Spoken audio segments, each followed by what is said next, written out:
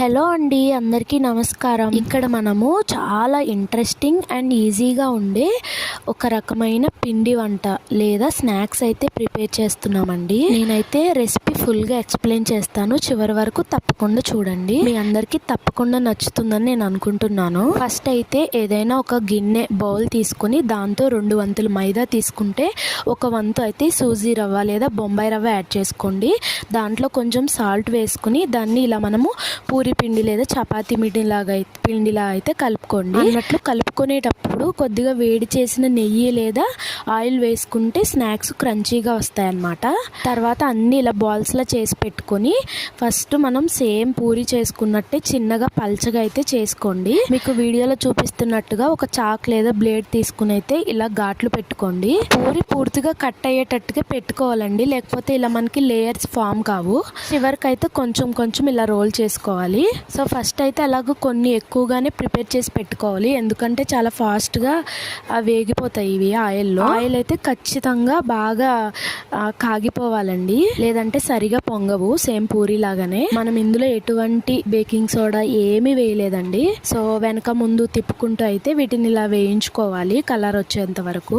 అన్నట్టు వీటిని మేము ఇలంబరి కాయలు అని అంటామండి. కొన్ని ప్లేసెస్లో సంపెంగ పువ్వులు అంటారంట. మీరేమంటారు, అసలు మీకు తెలుసా లేదా అనేది తప్పకుండా కామెంట్ చేయండి. అసలు ఈ పిండి వంటనైతే ఎటువంటి వంట రాని వాళ్ళు, బేసిక్స్ రాని వాళ్ళు కూడా చాలా ఈజీగా చేయొచ్చండి. చూడండి ఎంత క్రంచీగా వచ్చాయో. ఇక్కడ మనం పంచదార పాకం రెడీ చేస్తున్నామండి.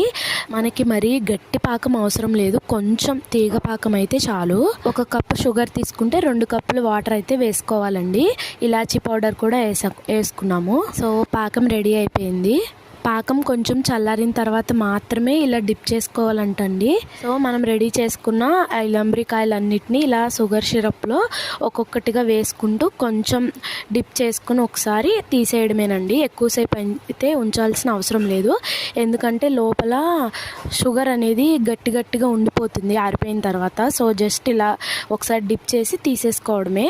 కొంచెం సేపు ఆరిన తర్వాత డబ్బాలో స్టోర్ చేసుకోవాలి. వీటిని రెడీ చేయడానికి మనకి చాలా తక్కువ టైము, తక్కువ ఇంగ్రీడియంట్స్, తక్కువ ఖర్చు, అలాగే తక్కువ కష్టం, కానీ ఎక్కువ స్నాక్స్ వస్తాయి. తినడానికి కూడా చాలా రుచిగా ఉంటాయండి. ఇప్పుడు మీ అందరికి వచ్చిన డౌట్ ఏంటంటే, మైదాతో ప్రిపేర్ చేశారు, ఇవి ఎలా ఉంటే మాకేంటి అనుకోవచ్చు.